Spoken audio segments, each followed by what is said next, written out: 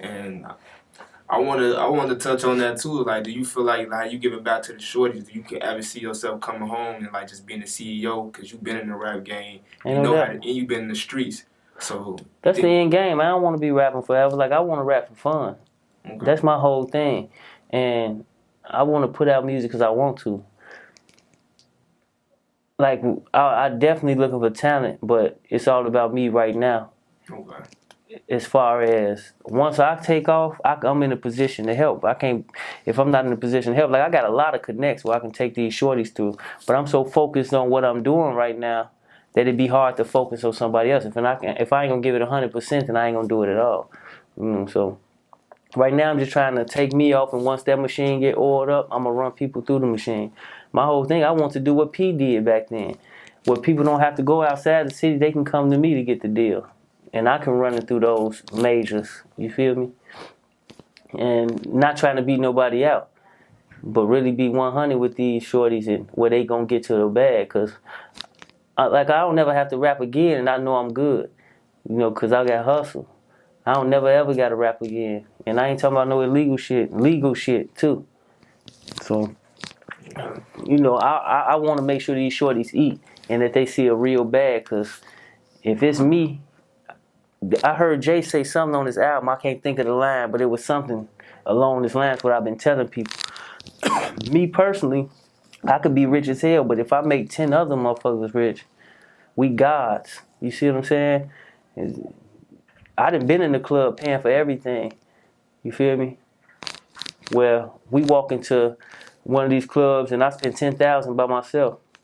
And we done just got a bunch of bottles. But if we go 10 people and spend 10,000 a piece, imagine how much bigger that look and how much bigger that is.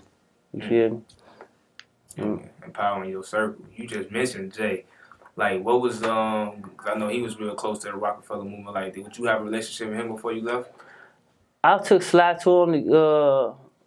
He was gonna sign Sly, but Sly had to turn himself in.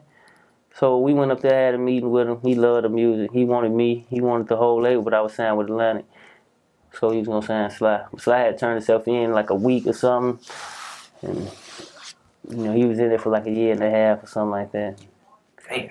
Wound up falling apart. But I don't have a real relationship with him, but I know him. Like we run into each other. What's up? What's up? Emery, my man. J Boy, that's my man. So you telling me that we was this close to having a Goon Squad Rockefeller collab? Oh, ain't no doubt about it. That's what it's gonna be. But it was Def Jam though. He was working at Def Jam at the time.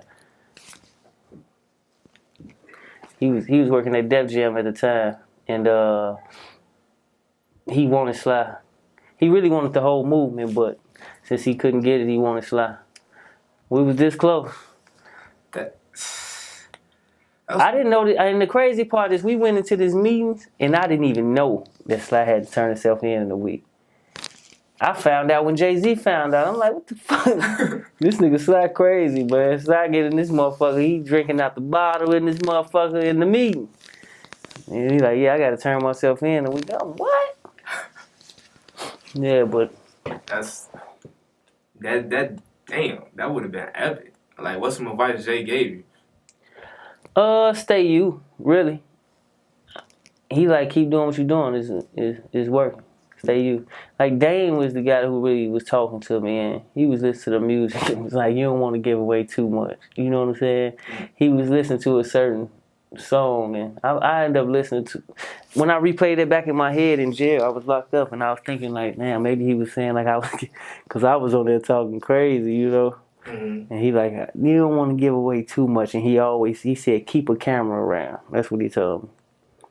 He like, all this is movie. We was in the studio, me, him, Rick James, Mace, Kanye. It was so many people in there at the time. And even the behind the scenes people that don't nobody know, but these is the people who really get into the bag, you know what I mean? They were all in the studio. He like, this movie, look at this. Keep cameras rolling. That could have been epic. And that duo between you and Sly, like Sly was, I was talking earlier, Sly was another dude I was listening to. The inauguration was my shit. Yeah. And I guess I gotta talk about it because everybody in the streets want to know. You know, you and him doing a collab with Ye. Yeah. We was down there working, and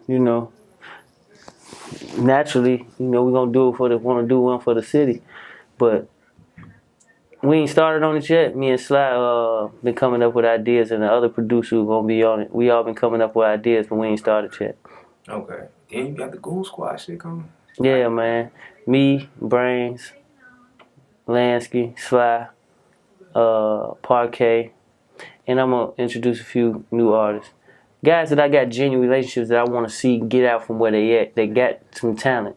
My little guy, Body Capo, and